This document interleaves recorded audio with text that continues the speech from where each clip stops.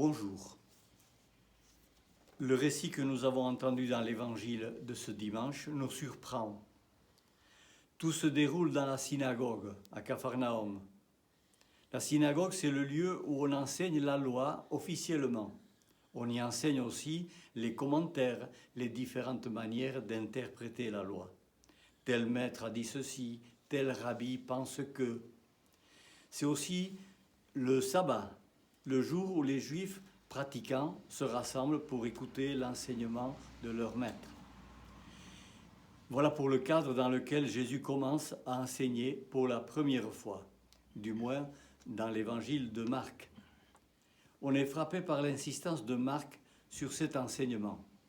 En quelques lignes, le mot revient plusieurs fois. Jésus enseignait. On était frappé par son enseignement. Il enseignait un homme qui a autorité. Voilà un enseignement nouveau. Mais quand on se demande que dit-il, qu'est-ce qu'il enseigne? Alors là, rien n'est dit. Rien sur le contenu de cet enseignement. Par contre, Marc rapporte l'effet des paroles de Jésus sur ses auditeurs. Les gens sont étonnés et admiratifs. Il y a dans l'enseignement de Jésus quelque chose qu'ils ne trouvent pas chez les scribes, leur enseignant habituel. Jésus n'enseigne pas comme les scribes, mais avec autorité. Les scribes enseignent au nom de l'institution. Ils s'en tiennent à la tradition. Ils citent les maîtres qui sont leurs références. Ils étalent un peu leur savoir. Pour savoir ce que Jésus enseignait, il faut se reporter à l'évangile de dimanche dernier. Rappelons-nous, Jésus partit pour la Galilée et il proclamait l'évangile de Dieu. Il disait, « Le règne de Dieu est tout proche, convertissez-vous, croyez à l'évangile. » Et c'est tout. Dans l'évangile de Saint Marc, il n'y a pas de long sermon sur la religion, sur le péché, sur le bien, sur le mal. Jésus enseigne que Dieu est tout proche. C'est peut-être cela la bonne nouvelle qui frappe les foules.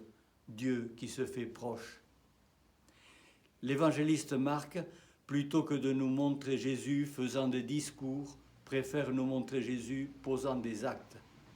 Jésus allant à la synagogue le jour du sabbat. Jésus guérissant un possédé le jour du sabbat, chose interdite. Jésus visitant la belle-mère de Simon-Pierre, prenant la malade par la main et la remettant debout. Jésus touchant un lépreux, absolument interdit par la loi. Jésus allant dans les maisons des publicains et prenant son repas en compagnie des pécheurs. On le lui reprochera assez. L'évangéliste Marc nous indique ainsi que l'enseignement de Jésus se trouve dans la manière d'être de Jésus. Lorsqu'il va à la rencontre de celui qui n'y croit pas, du malade, de l'exclu, du pécheur. Jésus, par ses actes, dit « Je ne suis pas venu pour les bien portants, mais pour les malades. Je ne suis pas venu pour condamner, mais pour sauver. » Dans l'évangile d'aujourd'hui, il y a aussi l'homme tourmenté par un esprit impur et qui interrompt Jésus par ses cris. Il ne peut pas supporter Jésus. Il est appelé, il est affolé. Es-tu venu pour nous détruire? Cet homme-là se sentait bien à l'aise jusque-là. L'esprit impur était là, au cœur de l'assemblée de prière et d'écoute de la parole de Dieu, et cela ne le dérangeait pas lorsqu'il écoutait l'enseignement des scribes. Pourquoi cet homme se sent-il menacé tout d'un coup? Jésus ne veut perdre personne, il ne vient détruire personne. Son autorité consiste à communiquer la vie aux personnes, à réparer la vie démolie des gens malades, possédés, handicapés. Il libère ceux qui sont liés par des esclavages. Ses paroles invitent à mettre sa confiance en Dieu. Son message, c'est la meilleure nouvelle que puisse entendre cet homme tourmenté dans la synagogue. Lorsque Jésus le guérit, les gens s'exclament. Voilà un enseignement nouveau donné avec autorité. Cet homme de la synagogue de Capharnaüm pourrait nous faire penser à ce que nous sommes nous-mêmes. Comme lui, nous avons, nous aussi, nos certitudes, nous avons notre foi. Je sais qui tu es le Saint de Dieu. Comme lui, nous avons en nous des résistances. Que nous veux-tu, Jésus? Tu viens nous déranger dans nos certitudes, dans nos conforts.